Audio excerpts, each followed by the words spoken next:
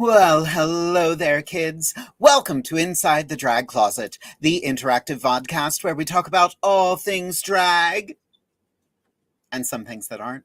Who knows? We're really just here to have a good time. We've got an amazing show lined up for you this evening. I am joined by the incomparable Amethyst Diamond this evening, and our special guest is one of our sisters, an original member of the Inside the Drag Closet family. We are joined by FANCI Dismount Stratton this evening. She is a show director, she is a performer, she is everything. So you kids are in for a treat this evening, and I have some fun games to play with her later this evening.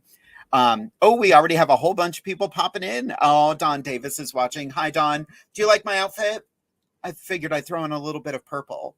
I had this beautiful green outfit picked out, but I turned invisible when I put it on, so I couldn't wear it. We've got Reed watching. Hello, darling. How are you? Keith Johnson. Hello, sweetheart. Cassie is watching. Cassie, I can't wait to see you. I heard you got tickets for something coming up, and I'm going to see you soon. Amber, hello. Finally got us live this evening. Love the look. Thank you so much. Robin Hare is watching. Hi there, sweetheart. How are you? Miss Tammy is watching. Hello, beauties. Hello, darling. How are you? Alicia, evening lovelies. Hello, sweetheart. Kitty DeVille, how are you? Looking villainous tonight. That's what my husband said. He was just like, I look like the wicked stepmother.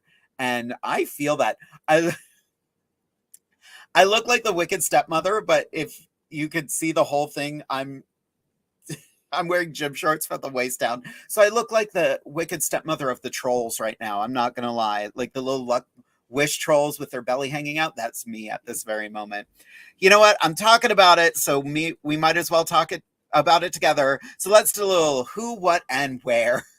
Who am I? My name is Jade DeVere. I am the host of Inside the Drag Closet. You can catch me every Wednesday right here on Facebook, YouTube, and Twitch.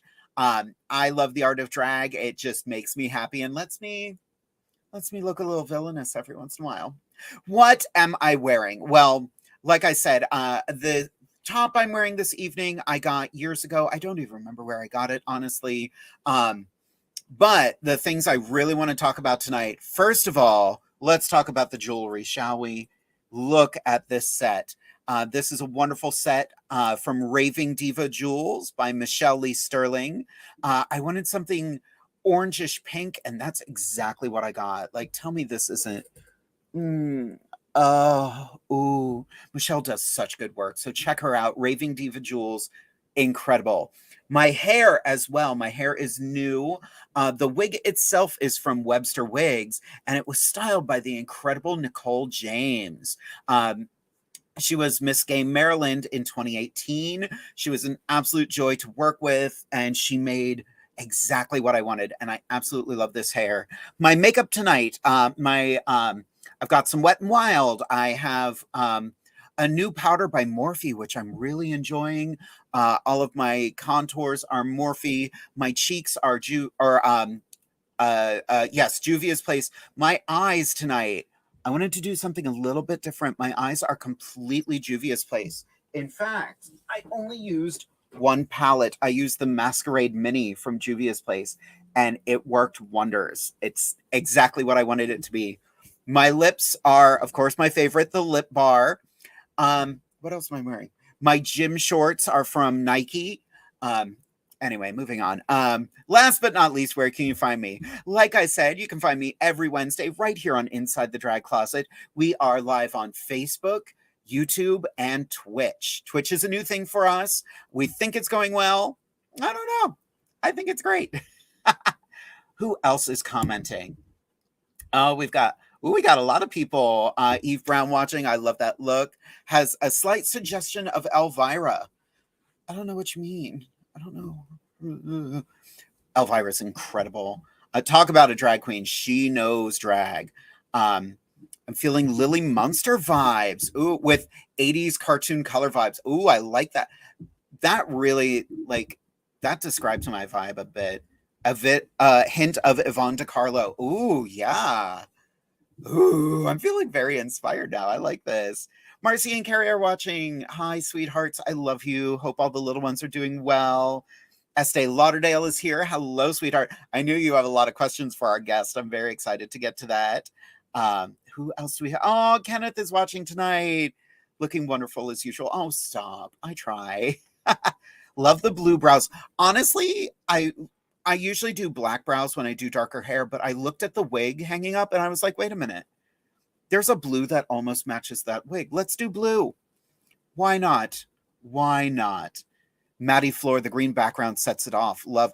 I agree. Like, I wanted, of course, St. Patrick's Day is right around the corner. So I was going to go very St. Patrick's Day, a lot of green, but my green didn't really show up. So we didn't do that. So before I bring in my beautiful colleague for this evening, I wanted to talk about our merch because we just rolled out some brand new merch. It is absolutely incredible. We've got sticker packs, which just look, they make me giggle. They really do. So we've got sticker packs, we've got hoodies, coffee mugs, which everybody who got the coffee mug says they love it. So get a coffee mug, t-shirts. And my husband just came up with a new Inside the Drag Closet and Chill. Apparently that's the thing the kids are doing.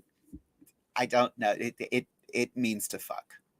It means to watch TV and fuck. So that's what it is. Anyway, but next week we will be unveiling a new design that we have coming out. So I was going to show it tonight, but I think I'm going to save that for next week because we've got a very fun episode planned for next week. So make sure you tune in. But without further ado, I want to bring in my sister, my colleague, my partner in crime, the girl that pushes me when I need to be pushed and instigates me when I don't. Put your hands together and welcome to Inside the Drag Closet, Amethyst Diamond. Oh, hi. Hey, how you doing, girl? Happy Lucky Charms, darling. How are you this evening? I am great. You look incredible. I love my little hat. It's so cute. It's very festive. It's like you're It is celebrating. festive. Let's talk about your hat, though. I love this hair on you, baby. Right? And the funny thing is, I took her 2 wigs, and she Yeah. did this with only one of them. That's phenomenal. Yeah. Nicole, if you're watching, baby, that hair is right. Yeah. That's what you call correct hair. It's bigger than I was prepared for, but I'm like, oh, but no. No, honey, that elevates your entire character. It's funny, I got all ready and I was just like, did I need to go this hard tonight? No, but I did anyway. Yes. The answer is yes. Always. The answer is always yes. Go ham, honey. Go ham. That's what I'm doing with my... Go ham. Go ham. Well, girl, why don't you give the kids a little who, what, where about you? Okay, sure. Sure. Hey, everybody. What's going on? How you doing? It's your girl. It's Amethyst. I'm a little verklempt this evening. Pardon me a moment. My goodness. Yes, it's me. It's St. Patty's Day. Well, tomorrow is, but close enough. So I wore green for you tonight. I'm Amethyst Diamond. I've been doing drag for over a couple decades now. I love it. It is my full-time job. I wouldn't change it for the world. I get to go out and be a superhero for everybody and just laugh and love and hug and kiss and all that stuff. It's so much fun being me. I swear to God, you should try it. Anyway, what am I wearing tonight? I'm wearing a cute little hat. What side is it on? Sorry, my camera's opposite. This cute little hat came from a huge corporation you may have heard of called Walmart. Let's see. This hat is from not that hat, is from Zamber Sky. Just a cute little red bob. You know, I was feeling very leprechaun-y, even though I'm like 6 foot and 5,000. But it's cute. I love it. I feel like a whole woman. This lovely green, and I think that is vitriol set, was a free gift with my one of the purchases from the Love Shop, which is one of my favorite designers as well. The rest of the jewelry, of course, is Rocks by Cox, the one and only. My titties are from my mama, I think. No, they're from Ilya's closet. I'm just kidding. I love that you're laughing back there, Jade. I love you. This frock is from, where is this from? I think it's from Fashion Nova. It is. I tried to lie, but it's from Fashion Nova. It's cute. It's mint. It's one of the first green things I've ever owned. So the makeup as well tonight is all green. It is MAC. It is Morphe. It was done by me, and it's marvelous. Where can you find me? You're looking at it. You can also find me everywhere under the sun in the tri-state area. I don't sleep. You can find me in Lancaster and Rehoboth and Delaware and Salisbury, Maryland, and just check the Facebook, baby. Just check the Facebook, okay? Which is Amethyst Diamond. And you can check the Instagram. That's Amethyst_Diamond1. You can text a bitch. You can send me a message. I love you. I'm tired. Daylight savings time has kicked all of our asses. It has. Oh my God. That hour. You wouldn't think it, but lower. I've never had a problem with daylight savings time until this year. That's funny you say that. I feel the same way. And I had a bit of an adventure for daylight savings time, but we'll be talking about that a little bit later. Oh, that's right, you poor child. But, you know, prior to that, we did have a good time in Milton at the Milton Theater. Sure did. Shout out to Magnolia Applebottom for booking us in that event. It was a first-time event for both of us. And, you know, the theme was Divas of Hollywood, film and stage, or screen and stage. And I don't know about you, Jade, that's more of your, you know, repertoire. But for me, that was a challenge for me. And I loved being challenged that evening. It was successful, I feel. So I loved watching you step up. You were just you were creative and your wheels were turning. You were like, I want to do this, but I want to do it my way. Thank you for calling it. That's what I call anxiety, but okay. Everything's fine. Everything's fine. Well, you gave them flash dance. You gave them celebrity impersonation. Did. Who am I? What's happening? I don't know. Like, your Janet Jackson is freaking amazing. You're so sweet to me. I love you. You're welcome. So sweet. I gotta boost my sisters up when they do it right. Exactly. And I love, you know, we're gonna sit here and just kiss each other. Just seeing you perform and branch out and go to new venues and meet, you know, people I've been working with for a couple of years now, but for them to get to see you and get to know the person that I know is very heartwarming, and I love that, and I'm so excited for you. So it was funny. As soon as we were done in Milton, I drove right to Pottstown, Pennsylvania. Sure did. Got into a hotel at like 1:30 in the morning, and got ready to do 2 more gigs. And the whole weekend, I was like, I am having so much fun clinging to Amethyst coattails. Like, there's no tomorrow. It's fun. I wouldn't have it any other way. Right? I love it. I'm not ashamed of it. And why would you be? You're talented. All I'm doing is opening a door. Yep. You and do I'm the walking rest. through it. And we're doing the same for each other. Like, exactly. You know. Well, and that's what it's about. Yeah, a lot of people talk about the drag sisterhood and the drag fellowship and the drag brotherhood. That's what it is. You have to lift your siblings up. Exactly. Because if you're not clapping for others, nobody's going to clap for you. That part right there. Period. So we do have one question for you before we bring on our main guest for the evening. And it's a very important question from Estee Lauderdale. Hey, Amethyst, I heard a rumor that you're beautiful. Care to comment? How very dare you? You heard right. I thought you would enjoy that. You heard right. Thank you, Estee. I love you, baby. I love you. Alrighty, kids. We are going to get to our main guest for the evening. She is one of the original cast members of Inside the Drag Closet, and now she has started calling herself the Diva of Death. So we're going to be talking about that a little bit this evening. But let's welcome our sister, the incomparable FANCI Dismount Stratton. Hi, kids. Oh, so subtle and understated. I mean, I just didn't know what to do. Like, I can't figure out the camera angle. Like, do I want to include all the hair? Because it's up there, girl. Here, let me do this so you can show off all of that hair. Where's the thing? There we go. Subtle. Thank you, delicate. There's my titties. Thank you, Jade. I like that. That's much better. That's much better. We'll keep that off for the evening. Thank you. Look, I even got a green cocktail just for the occasion. Oh, what is that, Dory? Mm-hmm. Is it Midori? I love Well, it. I don't drink. She came prepared. Nice. Oh, it's so good too with pineapple juice. Oh my god. Just a little bit of melon for your nerve. I mean, girl, you got plenty of melons over there right now. You all right? You don't need any more. Yes, melon. All the melons. Well, Love Fancy, them. why don't you give the kids at home a little who, what, where about you? I suppose. So who the hell am I? Well, I'm Fancy Dismount. That's right, kids. I am the legendary mother of the House of Stratton. Not the original, darling. That was my mother, Candy. But, you know, I deal with the children here in Philadelphia.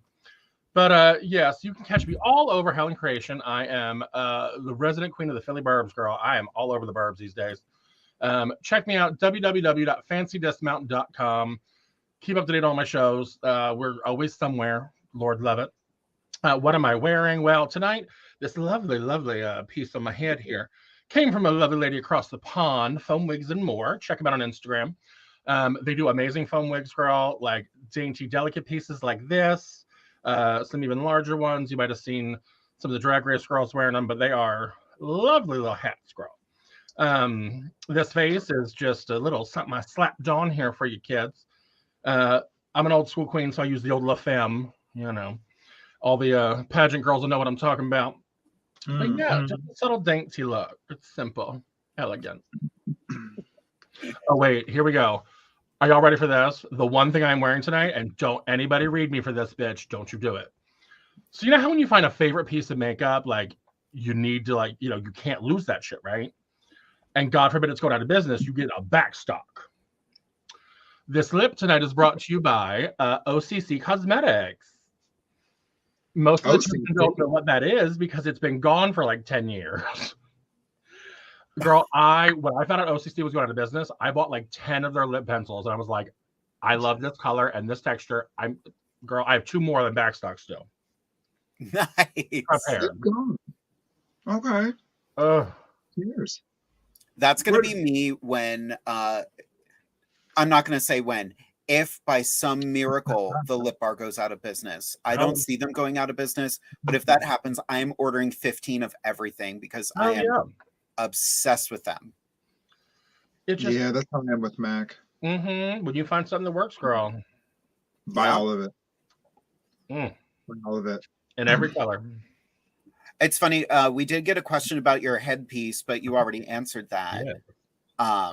That looks incredible. Is that all foam? It is. Literally every ounce of it is foam. Now, of course, over here, this is a fascinator with some feathers I attached, but everything else is literally foam with some rhinestones on it. I can't imagine that's very heavy, right? No, it's not. That's the crazy part. Nice. It's light as a feather. Now, the only awkward part about it, there's no way to there's no straps on the inside to like tighten it. So if you're performing a lot, like she wobbles a little bit. So do I. Well, yeah. Me too. But I will say this, girl, like the people at Foam Wigs and More, you send them your head measurements. It is a fit to my head very well. Is it lace front? Well, girl, you know. This is just going out of my head. I don't know what you mean. But like if you use like maybe a little like duct tape like the queens will do or something on the inside, that might keep it good to go. But yeah. Yeah. Fine. I bought 3 of them. I got this one. I have a huge like yellow blonde one. And then I got a fabulous rainbow mohawk for Pride. You know, because fun. Did it take a while for the order to go through? Like, did you wait like a month for it? No, surprisingly, no. Like I asked her ahead of time. I said I'm not in a rush, and literally she had all 3 of them done for me within a month, and like I had them produced and shipped from England. So like that's impressive. Awesome. Yeah. That's great. Yeah, shout out and kudos to all of the people who are behind the scenes, you know, making all of the things that put us together. Hello. And for putting up with all of the demands and the last minute and my pageants yesterday, you know, like all of that. Shout out to all the designers and the makers and the jewelry makers and the hair designers and all the people that keep us together. We love you and we need you, and it takes a village. So thank you. Shout out to all of you. Speaking of that, I just got inspired. In June, let's do an entire month of creators, jewelry creators, wig designers, costume creators. Love shop. The Love Shop, game on. Oh, we'll have to get Sonia Diaz as well. Oh, I would love that. She does some fabulous stuff. Come on, Sonny D. Get yourself some D. Make it Sonny. Yeah. Alicia Stair just said Amethyst gonna knock herself out shimmying and shaking over there. Girl, she's gonna get a black eye. She starts doing jumping jacks.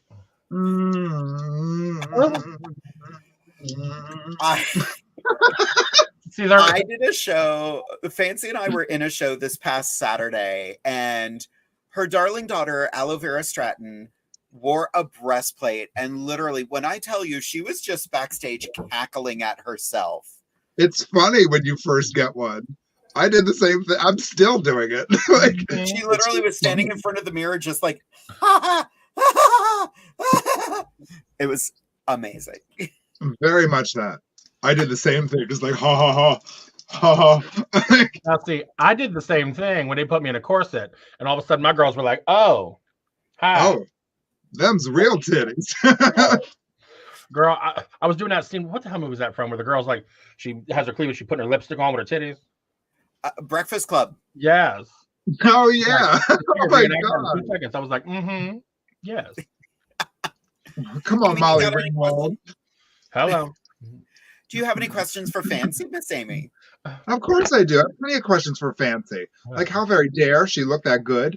Like, you know, I know that I am technically the replacement for you, but damn, bitch, you didn't have to come in here and show me up. Like, girl. Shit. See, here's my thing. Shameful. I'm still that old school bitch that like, I try to paint pretty like like these young girls do, and I can't do it. I need my eyebrows to go halfway up my forehead. I need my lips overdone. I need that. Like, here's my bit. You can't be a camp queen or a comedy queen if you can't make this face. Exactly. If you can't do that weird, funky frown, girl, you just can't be a camp queen. You can't do that with tiny little itty bitty makeup. Literally, that little dainty, like you can't do that with a nude lip, girl. Just doesn't work. Oh, I love it. I love it.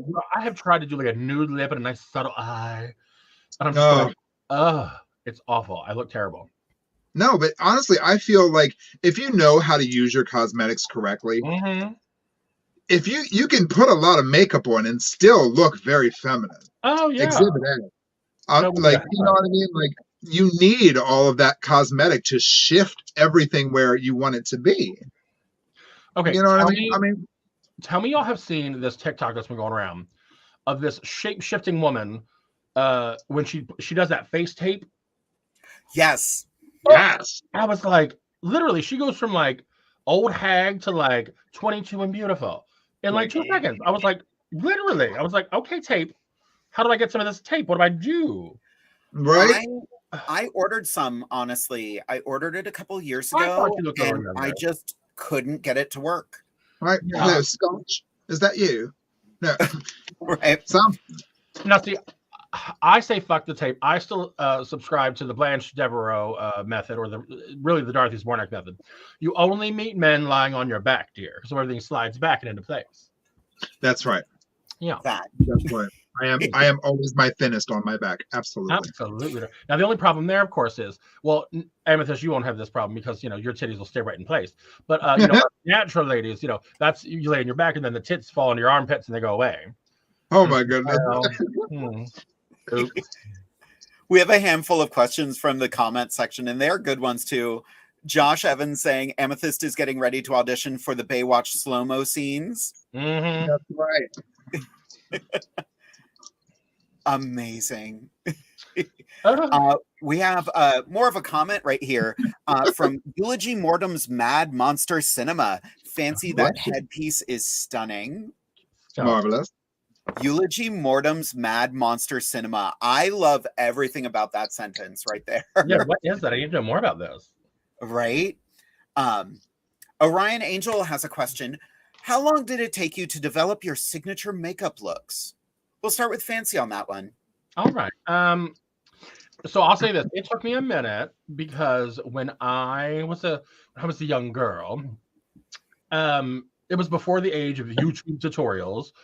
So like learning makeup, you relied on the queens you were around, and if they didn't, if they couldn't teach you something, you couldn't learn it, girl. And like I said, when I started, I started around a bunch of camp comedy queens, so that's where I kind of got that inspiration. But I mean, like the first like several months I did drag, I didn't know what setting powder was, so she was a little dewy and moist, and not in a good way. But yeah, I would say probably at least like a year to 2 years in. Actually, it would have been the first time I really changed my makeup was when I hired a queen to paint me for a pageant.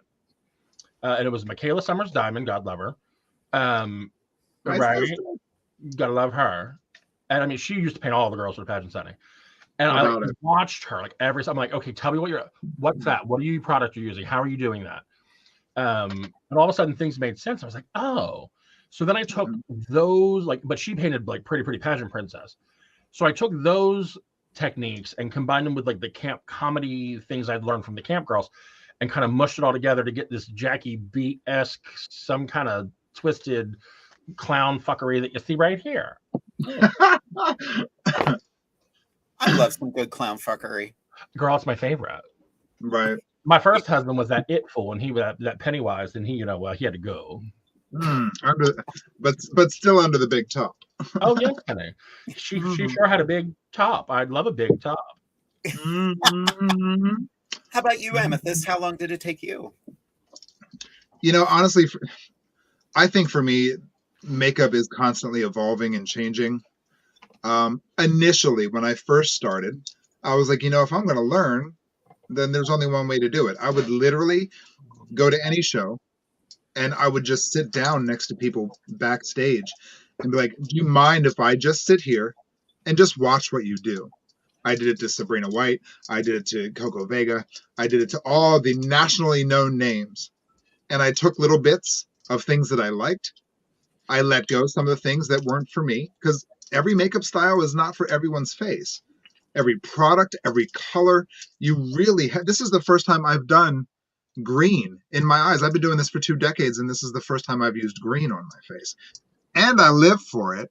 Absolutely love it.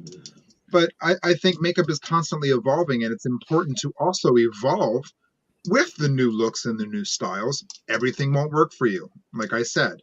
But dabble, play, mess it up.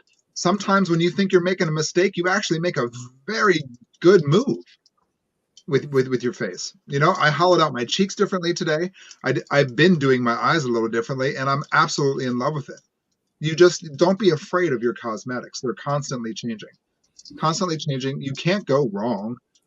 If you mess something up, you just buff it out and clean it up. Put it on. Don't be afraid of the cosmetics. Love your makeup. Okay, I got to tell you all this story quick about, I was real nervous when this happened, but in the end, I learned something from it. So I had went out to Harrisburg to compete in this pageant, right? Okay.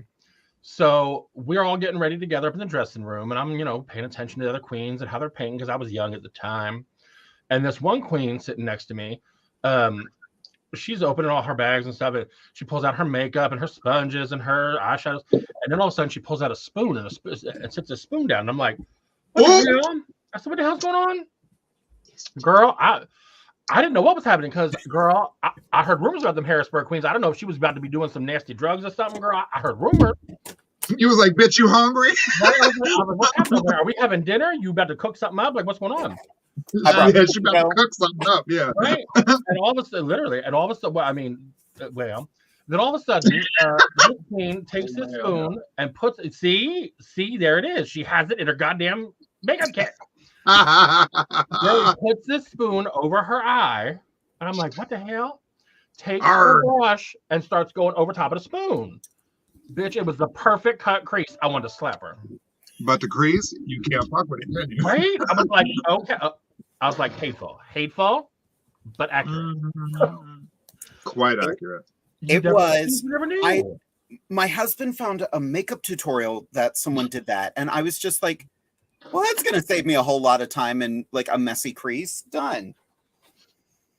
And there's like tutorial, there's like kits that are there for the perfect crease, and I'm just like, I got a spoon. It's fine. Can you imagine what you could do with a fork? Literally, girl. Well, here's the thing. Honest to God, I've seen this too. I saw some girl with a bobby pin.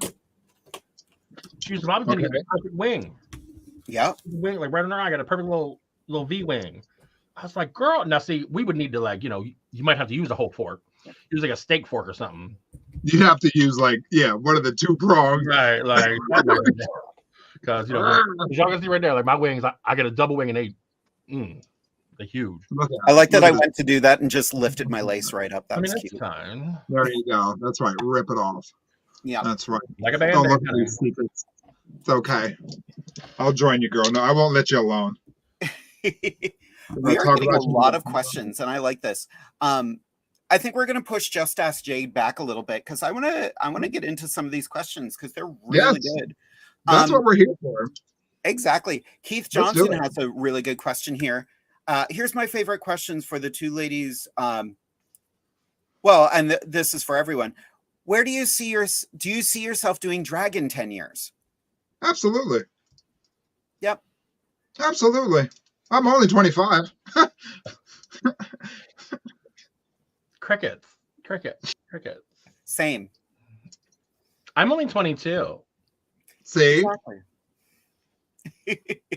See? Now, this is actually a really good segue because Fancy, you actually stepped away from the show, and what you're doing is very important, something people don't think about very often. And I love the new title you gave yourself, the Diva of Death. Yes, honey, she is the Diva of Death. And what does that mean, you asked? No, honey, I'm not walking around with a sickle taking queens out. I mean, You should. You should. Now, girl, there's a list. I'm telling you, it's floating around.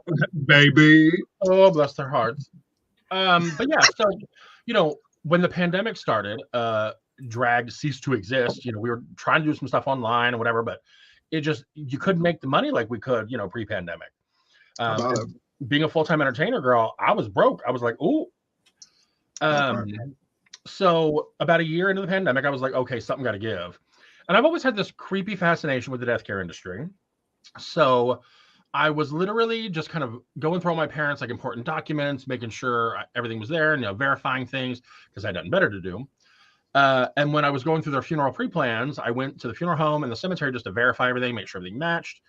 And while I'm at the cemetery, I'm like, tell me more about your job. What do you do here? Because I knew I could never work in a funeral home because to do that, you have to be licensed. To get licensed, you have to do embalming.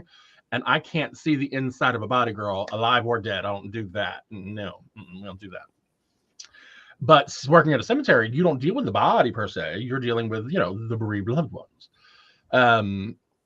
So yeah, I bing, bang, boom, found out they had a job opening. And here I am. I'm a family service counselor for a cemetery. Weird. I love that. Right. The interesting part is it made sense for me because my whole life has been in entertainment and helping people celebrate the happy times. I said, now I help people, celebrate and remember folks, and try to make the sad times not as sad. And then especially tying in, the LGBT community, we've had a very unique relationship with death care over the decades. Especially through the 80s and the AIDS crisis, if you were known to be gay, especially, funeral homes didn't even want to touch that. They didn't want to give you the celebration of life, the things that, the rest of the world was getting. So even today, the older generations, they don't think that they have that as an option. They don't realize all the options they have when it comes to end of life care and, afterlife care and things like that. The really big thing that I learned, especially with LGBT folks, is, when someone dies, the next of kin has control over everything. So especially if you're estranged from your family, an LGBT person dies, and it's like, if you have these estranged parents that don't accept you, they're the ones that get to, they're the only ones that can make decisions about your remains and how you get buried and all that kind of stuff. Not a cute look, girl. So much like a lot of things in life, us LGBT folk have to be extra prepared in everything we do. So this is just one more of the things. It's like we've got to prepare ahead of time so that, God forbid, when that day comes, we get what we want and we make sure we're remembered the correct way. Of course. And kudos to you for being able to be in that position of work, because it takes big heart and a very special person to work with various people over death, because like snowflakes, none of them are the same. Hello. Yep. So, you know, for you to be able to handle that and feel good about it, and to be able to wake up and still feel good about who you are as a person, you know what I mean? That really, it says a lot about you and your character. Well, thank you. Absolutely. Yeah. The interesting part, and this is where it gets a little special, and I have to learn to contain my inner diva. You know, we get families, you know, once the person has been, you know, buried, we're dealing with them over the course of the next 6 months to a year, you know, planning, you know, the headstone, getting that ordered, getting that placed. And that's usually at some point in that time frame, we get them during their anger phase of grieving, where they're just mad at the world and they just need to yell at somebody. Right. And unfortunately, that somebody tends to be us. So, I mean, there have been many times where like people will just walk in the door, cussing us out for no reason. And we just have to smile about our lashes and be like, okay. Mm-hmm. And of course, you know, like the inner me, like my day job, girl, my drag life, honey, somebody were to pull that at a drag show, I would let them have it. But of course, here I'm just like, I'm so sorry about that. Okay. And usually by the end of it, they're just like, I'm sorry, I was just upset. I know, girl, it's fine. No, okay, let's do what we got to do. But yeah, trying to bite your tongue, sometimes I've almost bit it off a few times. Well, because you know I have an attitude, girl.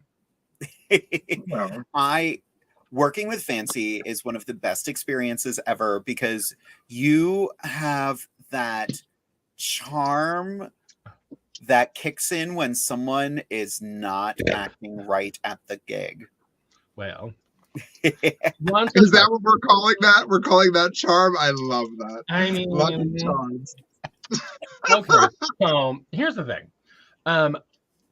I will not get offended easily. Like, it's hard to offend me, especially if you're coming to me. You can say the nastiest shit to me. I don't give a damn. Where I get a little crazy, don't come for my kids, honey, because then I'll make your worst nightmare seem like a day at Disney. Don't do that. But yeah, I mean, we get, you know, the Karens, the Beckys, the God knows what it shows. And literally, I'm just like, honey, I don't give a shit. I already have your money. You can leave. Bye. Like, whatever.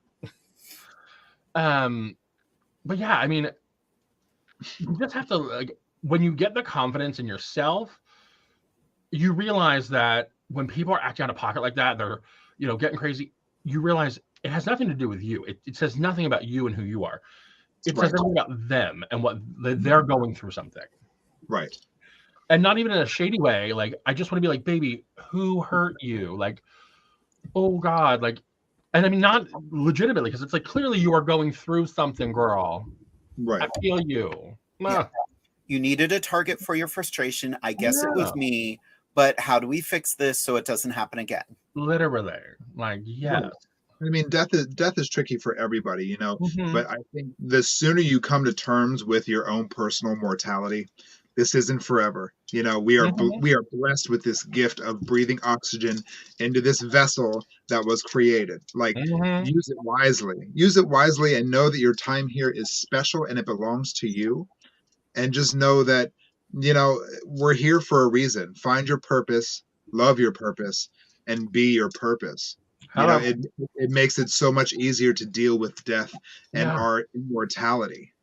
You know, and I'll tell you this: the biggest thing for me, two sides of it. One, on the side of losing other people. You know, it's like people thought I was nuts because, like, I lost my mother back in October, and literally I took a week off of work to plan everything, to whatever. But I mean, it was a week, and then I was back to work, and people are like, "How are you attending funerals daily after just losing your mother?" And it was like, honestly, it was therapeutic. And, you know, being around so much death, it really makes you appreciate life, you know? Right. And it just makes you live it to the fullest. And then the idea of thinking about your own mortality. Now, this is where, okay, I'm a bit of a diva. We all know this. I know you're shocked. But, like, okay, I'm a control freak. Like, anybody who's been to one of my shows, you know, I run it just so, and it has to be my way or I'll cut you. So, like, you can imagine, girl, my death will be the same way. Like, girl, she's throwing her own funeral, and I bet you will be right. And if it ain't, my children, y'all are listening, I will haunt your ass. I'm coming for you. Every one of them bitches going to become your makeup. One of them children of yours is gonna be doing your makeup. Girl, well, hello. Your last look. Funny you mentioned that. So people thought I was crazy when my mother passed. I literally was like, okay, well, I did her makeup and her hair for the funeral, and people were like, what? I'm like, yeah, girl. I said, first off, I watched her do her makeup every day until I was like, 19, 20 years old when I moved out of the house.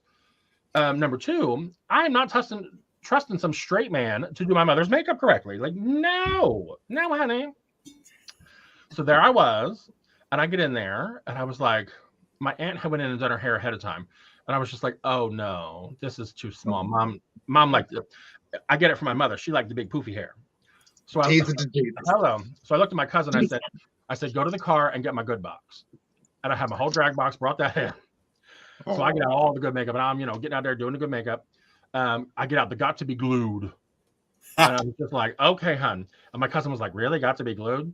I was like, please. I said, this has to last 2 days. We'll be good. And of course, I'm teasing. I said, don't worry, mother. I said, your hair will be as stiff as you are. You're fine. Girl, you have to have a bit of a sense of humor with this shit. But the crowning moment, I guess, for me was that night at the viewing when my dad walked in and saw her for the first time. He kind of took a moment and he looked at me and said, she looks more like herself than she has in a long time. And I was like, okay, that's it. Yep. But yeah, I mean, and whatever it is, for some people like me, I need to be involved. I have to do those things. Other people, they can't.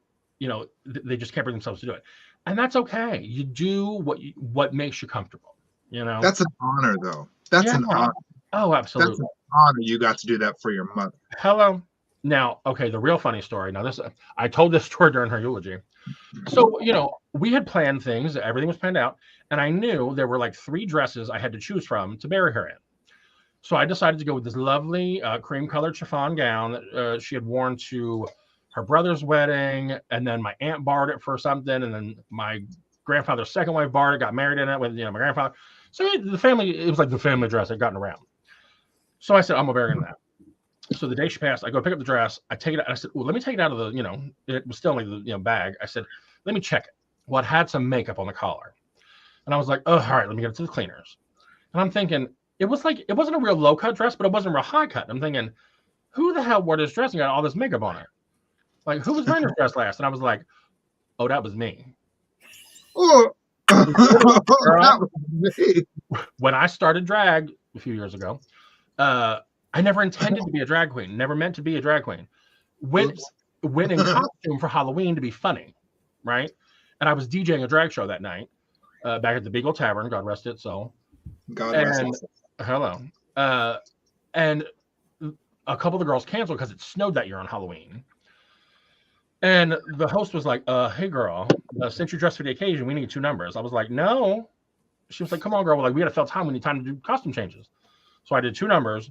End of the show, they're like, girl, you're in all shows from now on. I said, oh, Lord. And then the owner was there. He's like, oh, that karaoke gig you're hosting in 2 weeks? He's like, you're doing that in drag. I was like, I'm sorry, what? Beg your pardon? I had no wardrobe. I had nothing. So like a good closet homosexual, I snuck into my mother's closet and stole a dress. As one does. Yes, I did. Yep. And I was the last person that had worn it. It went back in the closet. Nobody ever wore it again until, So I said, well, how fitting. We love that. Yeah, definitely. And Mom, if you're watching, you are probably giggling because you know damn well back at the end of the 90s, the beginning 2000s, I was wearing your shit too. So, yeah. Oops. Yeah, thank you, though. So I think we're just going to skip Just Ask Jade because we've got a lot of questions this evening. And crap, we just keep talking. Fancy, you've got to shut up. Girl, my God. Why do you think they kicked me off the show and replaced me with you? I never shut up. See? Questions, please. Bring them on. Yeah, all right. This one is specifically for Fancy, but I think we could all answer this as well. From Estee Lauderdale, this is the question she's been waiting for. Hi, Fancy. I'm an up-and-coming comedy queen from the Philly burbs. Did you have any problems establishing yourself as a legitimate act? I often feel like a novelty in the lineup. Okay, so here's the tea on that. I did not, like I said, I had a very unique journey into drag, like I just mentioned. I never intended to do it, but overnight I became, I had a monthly show and a weekly show overnight. The fact that I was a DJ and did other, that helped me in my career, because all my earliest gigs, I got booked to DJ as well as perform.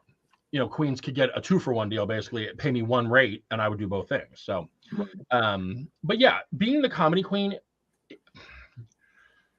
some queens might look down on you for that and try to be like, oh, you're not pretty, or oh, you're just campy. Girl, here's the tea. Yes, a girl that looks stunning, is dripping in jewels, rhinestone costumes. Yeah, hun, she may make money because she look pretty, but guess what? I'll make just as much money, if not more, being funny. Because here's the bit: people as a species they won't remember what you wore, they won't remember what you said, they will remember how you made them feel.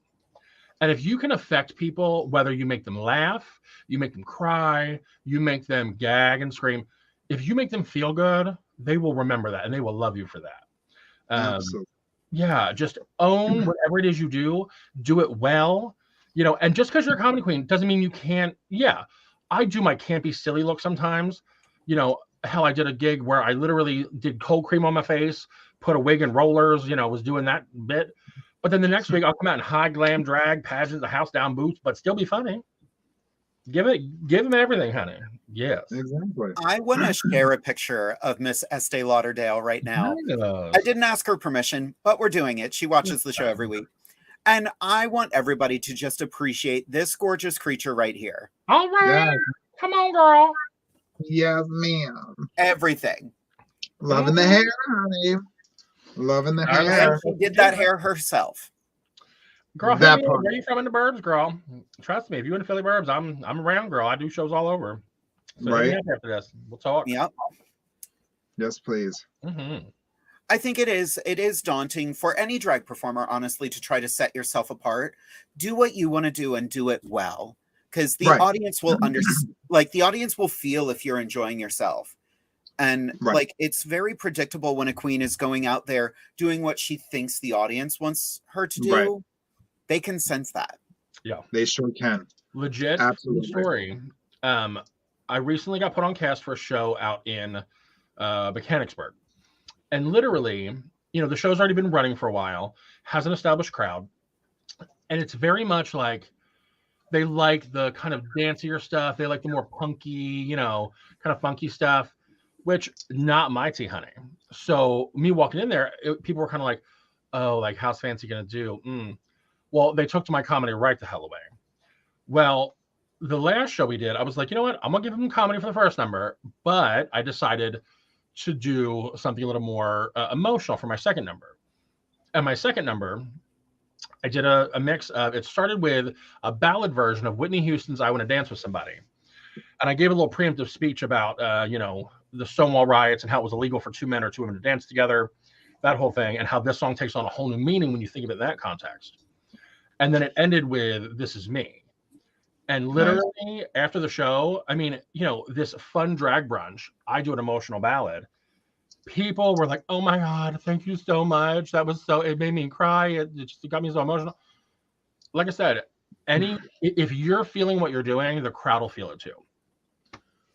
Exactly. That is the best course of action. Just be you. Be authentically yourself and unapologetically yourself. Believe in who you are and showcase that in your performances and your talent. People will fall in love with you. And always remember to stay humble as well. No matter what happens, no matter how big you get, no matter how far you go, stay humble. Answer those messages. Say thank you. Shake hands, respectively with COVID and whatnot. But just be a good person and it will take you far. I assure you of that. Sometimes it's better to stand out than fit in. Hello. Yeah. I literally have that on a flamingo in my bathroom. Right. And there was nothing to question in that sentence. Right. Be yourself because everyone else is taken. Hello. True. Alrighty, next question. This is a fun one.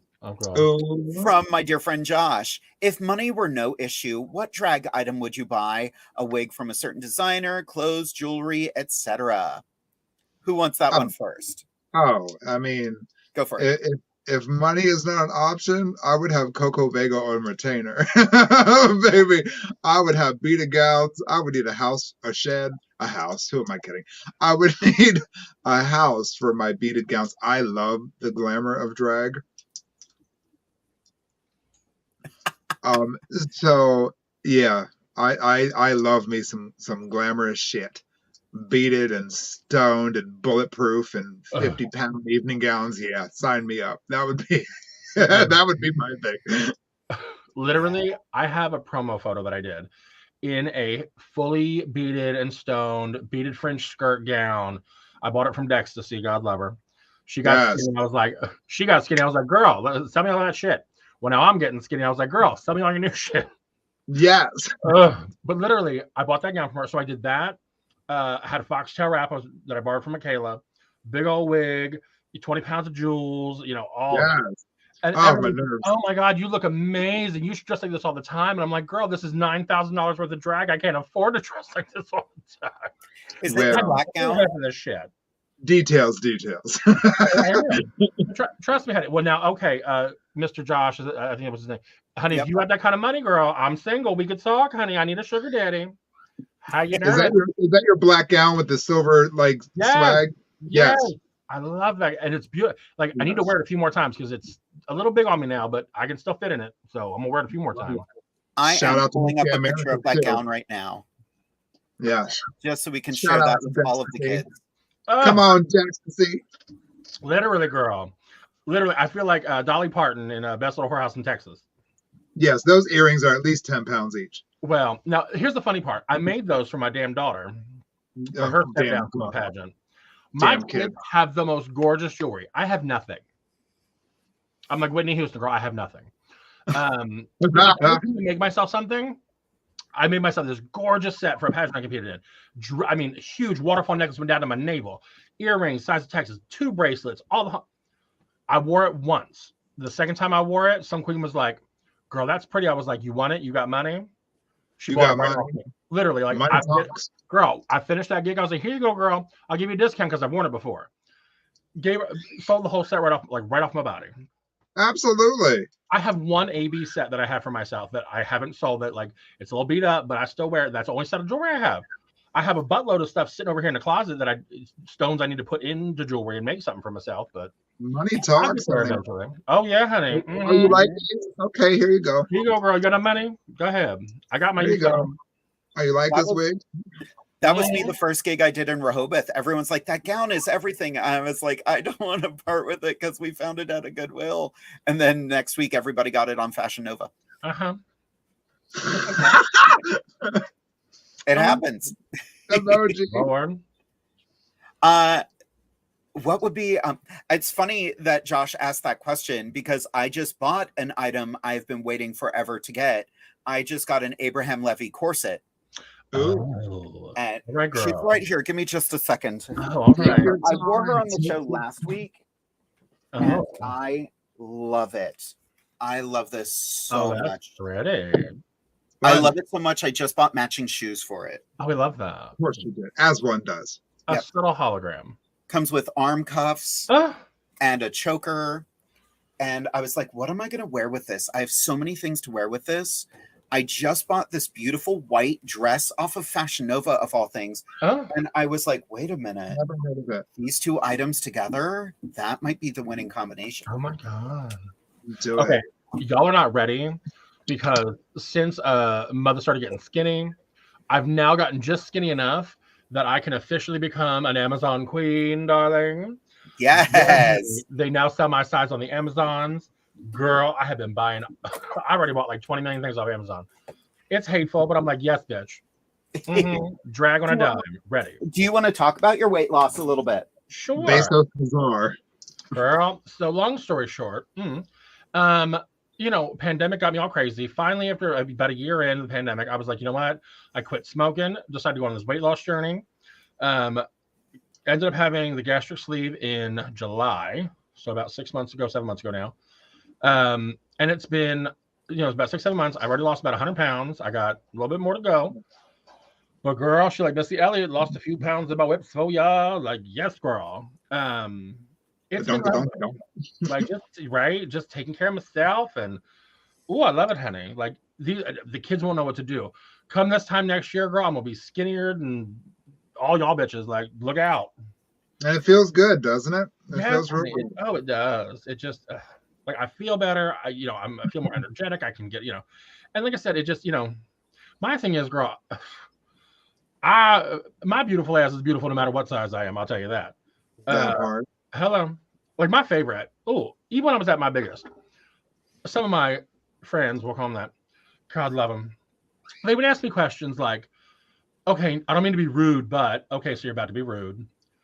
They'd say like, "Girl, you'll hook up with some of the hottest guys. Like, how do you get like?" I would die to hook up with those guys. And I'm like, oh, what? Because you're attractive and I'm not? I'm like, well, right? I'm like, it's one of two things, honey. Either they're just into the big boys, or I have a personality and charm, and you have the personality to use toilet paper. Or you're ugly. Right? Like, girl, just because you got abs don't mean you're pretty, girl. Shit. Like, I got you pretty. Hello. Speaking of dating, Mr. Josh Evans would like to point out, I wish I had that kind of money to spend on all you ladies. I'd love to be a sugar daddy, though. I just need sugar. I mean, we could work on that, girl. I'll show you how to do it. Applications are free, darling. Hello. True. Do you have a ski mask, girl? I can teach you how to rob a bank. All right. Alrighty. Next question here from Orion Angel. Hi, Orion. What is your favorite type of event to perform at? Pageants, prides, brunches? Well, I love to do pageants where I'm a former and returning to acknowledge my year that I was the title holder. I love coming back as a former. I love seeing my former sisters, which I don't often get to see, but once a year at this pageant. And I love seeing the up and coming queens that are vying for the title to become a part of the lineage of the title of the pageant that we're at. So yeah, definitely pageants for me. It depends on what we're talking about. I mean, if we're talking about, good old coin, honey, I love a good brunch. We call them the Becky brunch. Like, I love a Becky brunch. Give me all the suburban housewives and their children. Like, yes, spend your kids' inheritance on me. Yes, give it all to me, darling. Yeah. But as far as like, I would say like my shows that I've like my show in Lansdale, it's been running now. It'll be 8 years coming up. Oh yeah, I'm old. But yeah, 8 years it's been running. So that I have an established crowd there. Like those shows feel like family. So those are really neat. Like shows where it's like, like I miss the good old days of like, you had your regular gay bar that you performed at. You knew everybody, they all knew you. You could have these emotional moments. Yes. Like benefit shows have always been really neat, especially if it's like something important. It's like getting that community feeling together. It's just really cool. I like that. Yeah. Jade, what about you, darling? I love a brunch. I'm not gonna lie. I do love a brunch because I'm not a night owl. I love getting up, throwing on a face, and then taking it off and relaxing. Having a cup of tea. Exactly. I was actually supposed to do an event this morning. A local high school had reached out to me about coming in and speaking to their GSA. Although I was supposed to be there at 7:45 in the morning. Oh, girl. So my alarm was set for 4:00 in the morning. Now I got a message at about 10 o'clock last night, and I got it through Instagram. So luckily my husband is connected to my Instagram. And he was like, hey, Jade, check your messages. The principal just shot down your appearance tomorrow. Oh, because he's afraid of our sunniness. So the people I was in contact with were just like, yeah, the principal basically shot down your appearance and the other guest's appearance. I believe the other guest was going to be a gay pastor.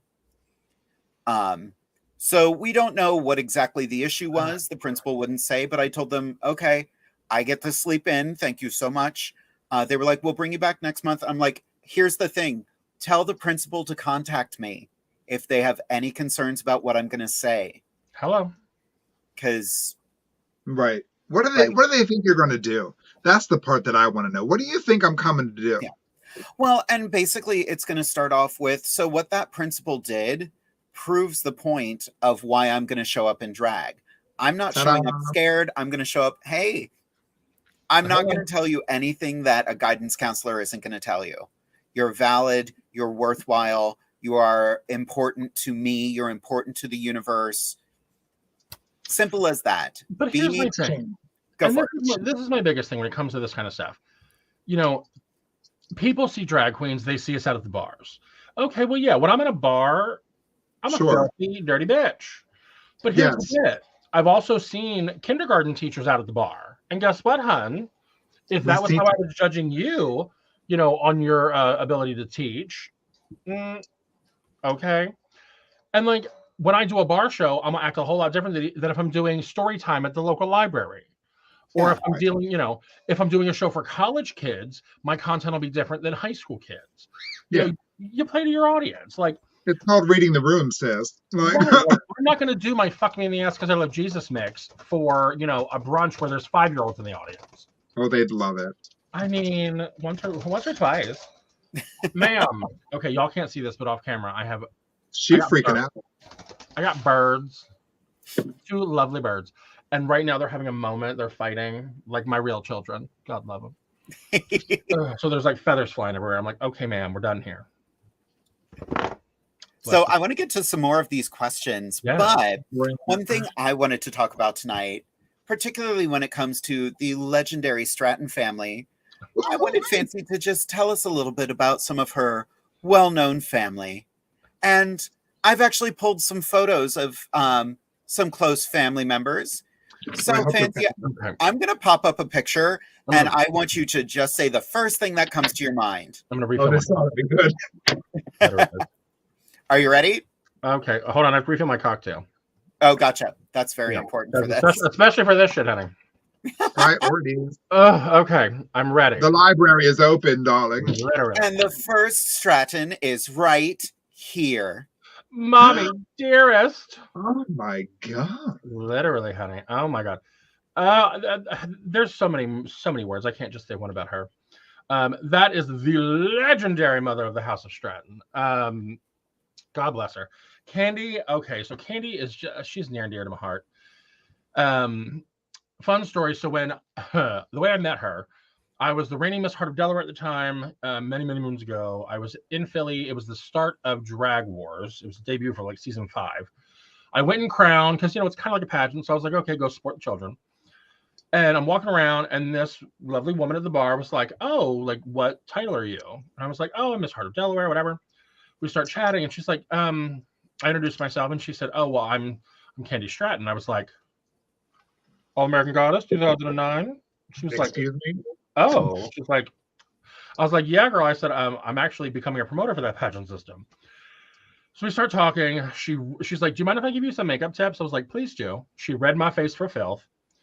And I was like, well, I said, I've never really had a drag mom, so nobody's ever given me tips. I was like, please read me, girl. And she was like, well, you do now. Change your last name. And I was like, oh my God. And then she woke up the next day with a hungover, with a big old hangover. I was like, what the hell did I do? I'm kidding. Not really.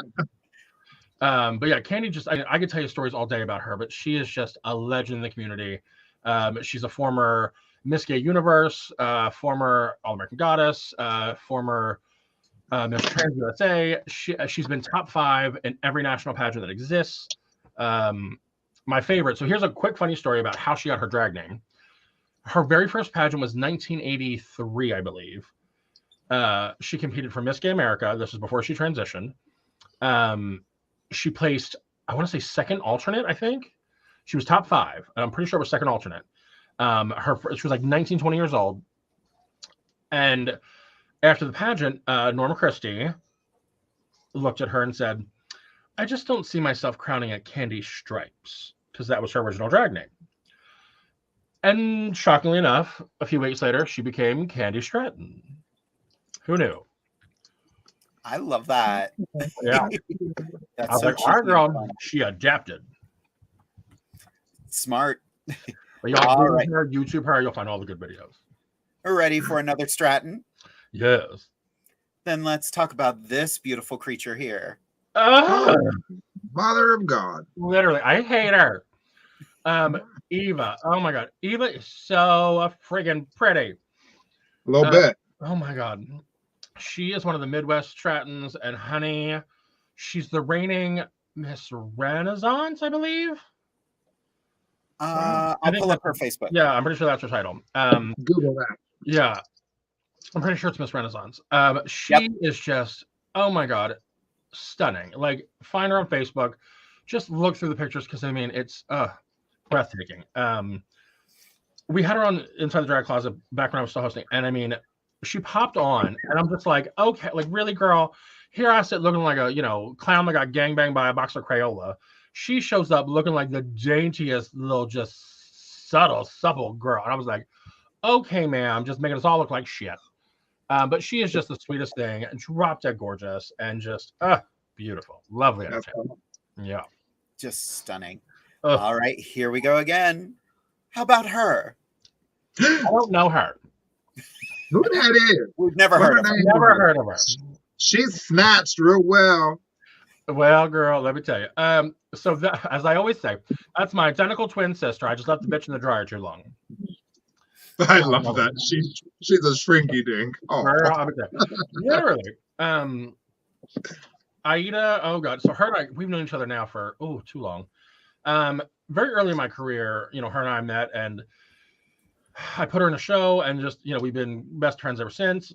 And I would say, like, she's that kid sister that mom was kind of busy, growing up, so I had to raise her. One of those. Mommy's busy. Yeah, literally. And it's funny because Candy will start. She's like, "Deal with your sister." I'm like, "I know she's crazy."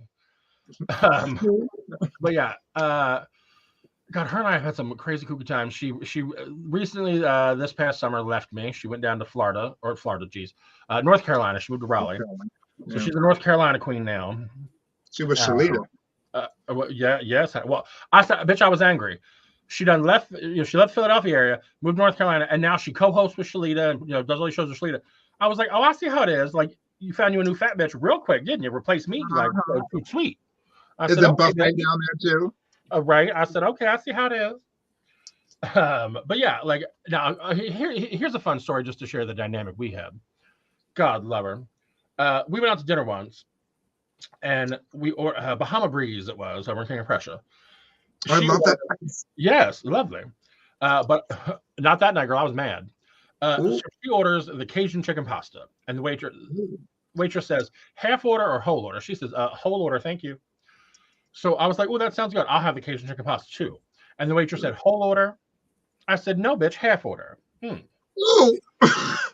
then the expediter brings the food out, has a half order and a whole order, puts the whole order in front of me and the half order in front of her. I said, no, bitch, this is for the fat one over here. I get the half order. Thank you. Literally, bitch, that girl could eat an entire cheesecake and lose 5 pounds. I look at cheesecake and gain 10 pounds. Terrible. I went to a buffet with her once, and it was really before a show. 5 plates of food later, she has not gained a pound. Meanwhile, I'm on my first plate, and I'm like, I'm full. And she's just putting it away. She always says she has a hollow leg, and that's where all the food goes. Hello. It reminds me of that episode of Golden Girls where Sophia like loses half a pound and she's like eating all that pasta for breakfast. So she, she doesn't feel like herself, so she regains that pound. I'm like, bitch, stop it. 90 some pounds. Screw you. Right. Alrighty, you ready for your next Stratton? Oh, I guess. This beautiful one right here. Come on, baby. Yes, Hetty. Come on, baby. Yes, and that's Kiki Stratton. She's another one of the Midwest Strattons. She's in, I believe, New Mexico. Yes. We've all met her before. Yeah. Kiki is a Kiki. Yes, she is. So I met her for the first time out at All American Goddess. She was competing the same year Geisha was. Yes. And it was a fast friendship, girl. So Candy, my darling mother, she's got children all over hell in creation. She was we'll just say she got around, okay? I mean, we have Strattons in Belgium and France, down in Australia, all over the US. Crazy. But Miss Kiki, she is an amazingly talented queen. She I believe, I think she stepped down finally. But going into the pandemic, she was the 23rd Empress, I believe, of the Royal Court of, I forget exactly which court it was, but one of the royal courts out there in the Midwest. Beautiful entertainer. But she's also a very talented artist. And I found that out during the pandemic. I saw her posting some stuff, and she actually did a really beautiful series for me. It's 3 separate pictures. One is like 3 Disney princesses dancing with their prince, but it's like the shadow of them on this like color ombre behind it. And then she did one in the center of the castle, and like inside the shadow, it has like a quote from each of the movies. And then the third one is all like, it's all a bunch of villains. So I have that hanging in my bedroom. It's lovely. But yeah, so she's, people like that just amaze me, because I can put some makeup on, but I cannot draw or paint to save my life on paper. I'm terrible. Right? We just did an arts and crafts show together. Yeah. And the stuff these kids were putting together was just beautiful. Right? Granted, it was all stencils and whatnot, but I'm just watching everything like... Yeah, I couldn't do that. I'm like, girl, one color, boom, it's done. Pretty. Yeah. I don't know. Alrighty, we got another one right here. Let's talk about her. That bitch.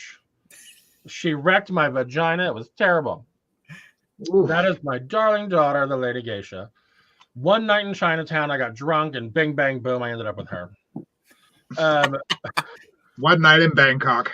Girl, let me tell you, there was some cocks a banging, but anywho. So Lady Geisha, she is, girl, she's a handful and a half. She's actually your reigning Miss Philadelphia, Pennsylvania, America.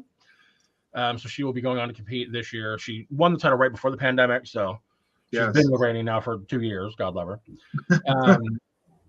But yeah, she's that queen that she decided she wanted to do pageants all of a sudden, and I was just like, you want to what? Girl, one of the first big pageants she did was All American Goddess. She ran the year I was promoting, and I was like, you want to what? Like, girl, no, ma'am. So sure enough, she ran, she qualified, she was first alternate, and had to take her to nationals. And I'm just like, well, girl, you better get ready. And she, it was amazing to see the transformation, just that journey through nationals. By the time she came back, she came back and was slaying pageants left and right. She had like 3 crowns in 1 year. I was like, okay, girl, that's enough for now. We can take a break. But yeah, I mean, she currently is a store manager for MAC in Philly. I want to say, I think she's at the Macy's, maybe. I need to call her. Yes, dude. Girl, she got all the hookups with MAC. Let me tell you. I'm still waiting on it. If she's watching, girl, where my glitter's at? I want my glitters, girl. Where my glitter, bitch? Right? Bitch better have my glitter. Yeah, Geisha's glow up, like her makeup transformation #1 alone. Oh, girl. But her journey to where her cosmetic and her aesthetic and face is now is very important. Before she became my daughter, I have a picture, and I harass her with it every time. Oh. Her and I competed against each other for a bar title years ago. Ooh. Now, there I am in the dressing room, getting dressed. I had Katrina Escolar as my dresser. I had barred jewelry. I barred a nice updo. Had a I'm looking lovely. Geisha scurrying in the door, and she slips into this dress. Now, the first category is evening gown, and Katrina's like, "Is that her gown?" I'm like, "I guess so, girl." Girl, it was a sundress.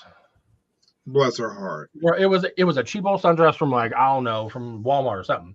And I like to this day, we're just like, girl, she wore a sundress or evening gown. But like the glow up, honey. The glow. I mean, she went from just what to wow. Yeah. She's just stunning, and she's so much fun to be around. Oh yeah. Oh, she's Yep. Ready for the next one? Oh, here we go. Yes. I've only worked with this gal once, but I want to work with her more. I had such a good time. Oh, yes, Hetty. All right, that is my daughter. That's my granddaughter. Oh, I'm all. Oh, I'm telling you. That is Miss Heavens to Betsy Stratton. She's okay. So she's only been doing drag for a couple years, but she started a little bit later. She wasn't that 20-year-old doing drag. She didn't start until she was, into her 20s pretty good. But, she has learned so quick and has just come so far. And she's done some really neat stuff lately. She did, during the pandemic, she did a couple photo shoots. She did one, it was like, she basically replicated like a series that Brandy did. And I think that picture was from that. Yeah. From an old Brandy thing. And I mean, I was just like, okay, girl, getting into some impersonation. Like, yes, bitch. But yeah, I mean, she has just picked up and learned so many cool things so quick and has become such a diverse queen in this short amount of time. And where is she from? She's Philly. Yep. Philly as well. Okay. Yeah, right up in Philly. Yep. She's a gem. She got her little husband already. I was like, lucky bitch. Good girl. Hello. Good girl. The next girl, her and I had the best weekend. Let's talk about her for a moment. Oh, I know her. Girl, I know her all too well. I've seen her. Yes, my oldest child. She half on half. Well, she's actually not the oldest, but she's been there the longest. That's Miss Aloe Vera Stratton, and that girl, honey, she done put me through it over the years. It's the coolest thing lately has been watching her go from this hot mess child that I had to now becoming this mother of her own. You know, it's very much like I get to sit back and watch, the torch get passed. And, she went from being that hot mess that I had to be like, girl, you need to calm down your drinking and party. You need to be more professional, get your shit together. And now I'm watching her be that old lady mother, just like, okay, kids, y'all need to get it together. And I'm just like, they grow up so fast. They get so big. And like my favorite is when she comes bitching to me and she's like, these goddamn kids, they can't get their music in on time. And I'm like, oh, girl, cry for me more, girl. Come on, just tell me how bad. Right. It is. Like, Right. now you know how it feels, girl. Yeah. It's hell getting old. Yeah, I always say, I wish your children are just like you were. If that's a blessing, or Right. that's up to you, girl. Mm-hmm. And we have one more. Here we go. Speaking of hot mess children, Lord, that is Aloe's daughter, my darling granddaughter. She's the newest baby of the house. That is Miss Venus Mystique Stratton. What is her name?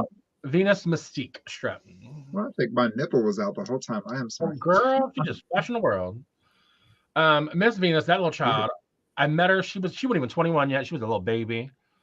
And I mean, she done grown up, and I'm just, I love it. And, she's always been pretty. From the time I met her, she was pretty. But there has still been a glow up in this child, she's only been doing this now for, a little while. But the glow up is real, girl. I mean, she absorbs everything around her, pays so much attention, has learned so much, and is already, smart. Yes, honey. She's, she's a young little hot mess like they all should be, and she's having fun. They should be. Yeah, but she's, she knows when to get it together and, be a professional and get her work done. But yeah, it's just that I love watching, of course for me, I'm like, how old are you? Oh, you're 22? Oh, Lord, honey. Well, I said, I don't remember 22 because that was about, too long a damn ago, but. I'm back in 10 years. Literally, honey. I'm like, call me back when you hit puberty. I worked with her for New Year's, and she was a riot and a half. And we just had so much fun being shady in that dressing room. Oh, yeah. Like, my favorite part is, like, I'm at that age now where, like, the young girls, you say things, and, like, they look at you glazed over like, huh? And then you realize, like, oh, you weren't even a glimmer in your parents' eye at that point. You weren't even a tickle in your pappy's sack. Literally, I'm just like, girl. I mean, like, because think about it. Kids that are 21 now were born in the 2000s. They were born when I was 21. Right? I'm like now I feel bad because, like, my old roommate, Salada, I used to bust on her all the time because she just celebrated, like, her 30th, anniversary of DJing and performing. She started DJing the clubs in 1984, which was when I was born. And I was like, yes. Oh, these should be pearls. Literally, honey. Oh, it's terrible. But yeah, like, hearing these kids that are just like, oh, I'm like, yeah, 1999. They're like, oh, I wasn't born yet. I'm like, what? Never heard. You no, bitches. girl, that's terrible. Yep. That's hateful, honey. That's homophobic. It really is. All right. I was a good year. So we have a handful of questions. I want us to get to a lot of these. It is almost 10 minutes until the show is over, but we are going to go way over tonight. So, like, this. Let's get to the shady questions. All right. So this is a good one from Jamie Angel. Any suggestions for finding events that are near one central location? Any suggestions for funny events? There are a lot of groups in social media that are PA LGBTQIA plus events. They're not necessarily drag shows. They're fundraisers. They're benefits, art galleries, things like that. There are pages on social media. You just have to look for them. That would be my best suggestion. Yep. Yeah, depending on what area you're in, look around for like, LGBTQ centers or like organizations. Yes. Yeah, I know like on the eastern side of PA, there's a lot of stuff obviously in Philly in the suburban area. Up in Allentown, there's the Bradbury Sullivan Center. So there are little things here and there. You just got to dig for them. Yep. Right. Don't be afraid to ask questions. Particularly for you, Jamie, don't forget to ask them like, are you wheelchair accessible? It's a small question, and most venues are, but I work at a place that is not wheelchair accessible because it's on a historic register. So we cannot put an elevator in. But don't be afraid of asking questions. It's very important. It's important to your drag. So ask the good questions. Absolutely. I mean, I guess you can still check like community centers and things like that, YMCAs, or YWCAs, what have you. Well, and Jamie just posted a little while ago that York County Pride just posted that they are looking for performers. Yeah. You don't say. There are 2 of them right here. So there are 2 of them right here. We are going to put on a spectacle that day, loves.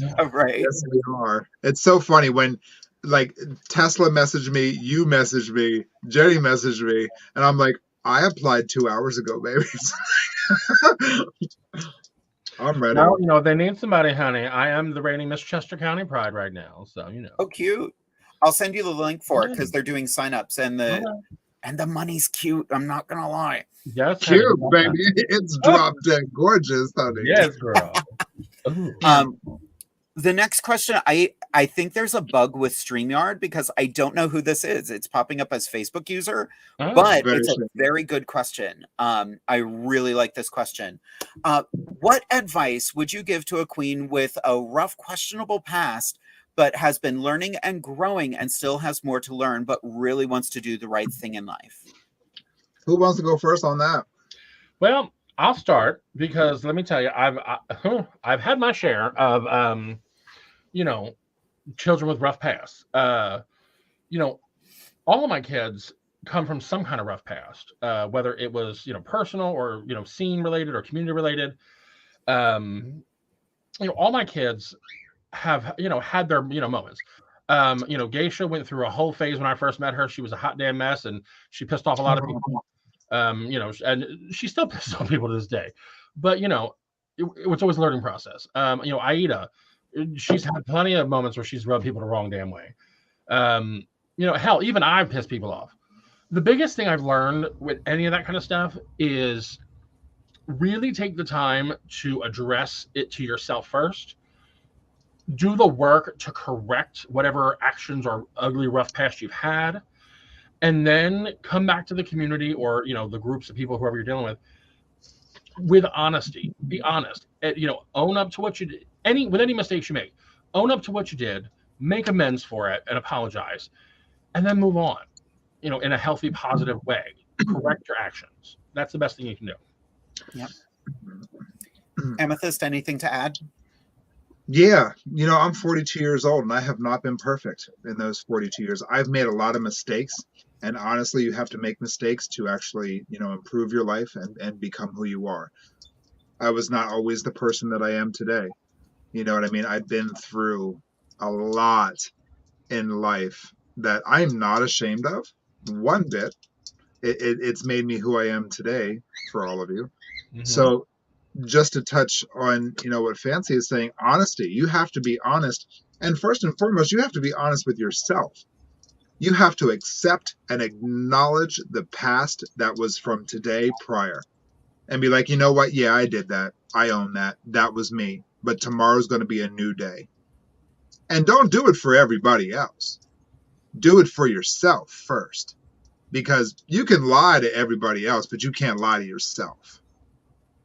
Because at the end of the day, your history will come back and it will haunt you.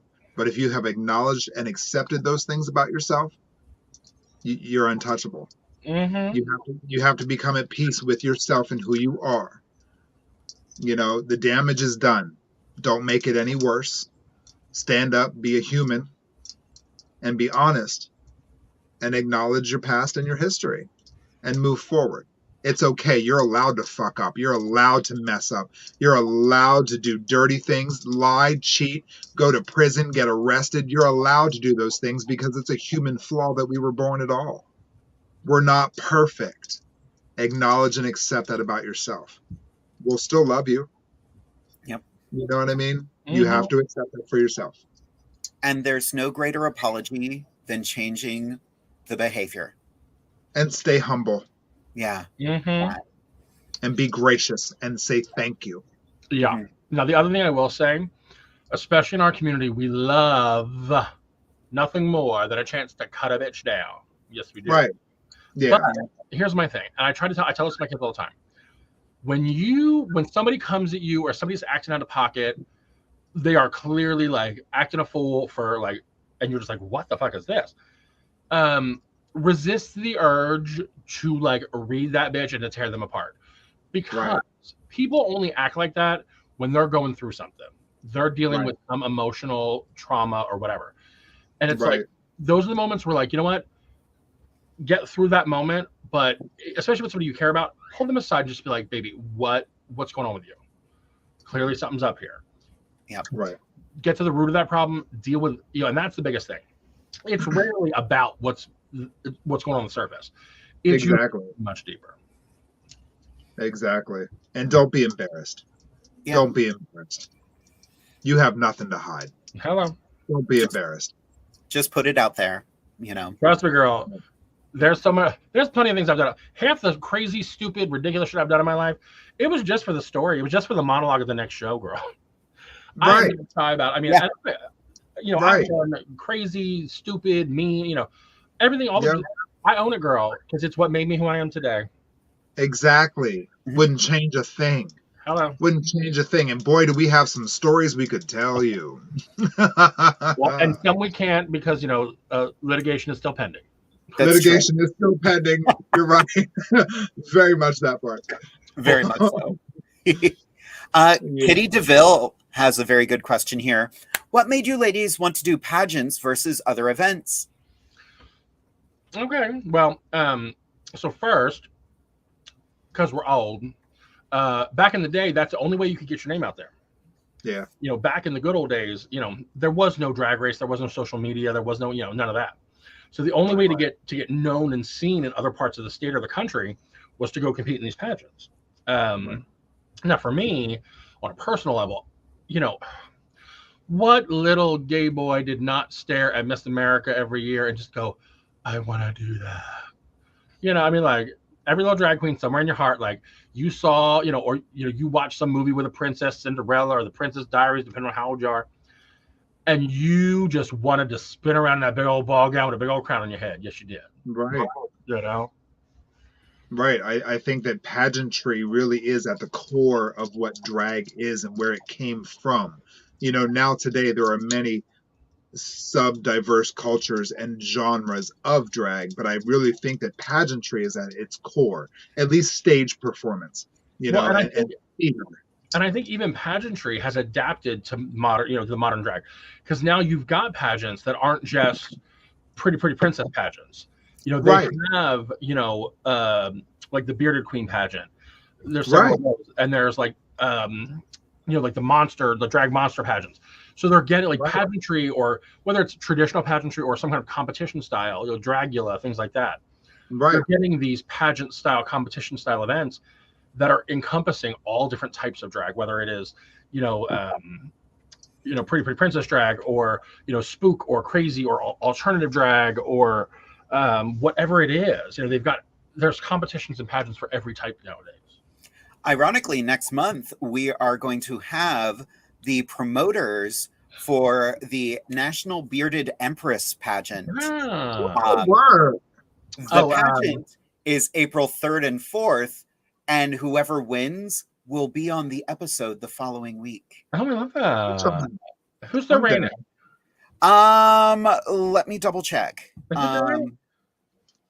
What was that? Is it Joey? Don't know. That I'm not sure. I don't know if because he was another title, and then there was some drama, and then I don't remember, but I think he might be the reigning. I'm trying to find the info for it. It's hiding. Because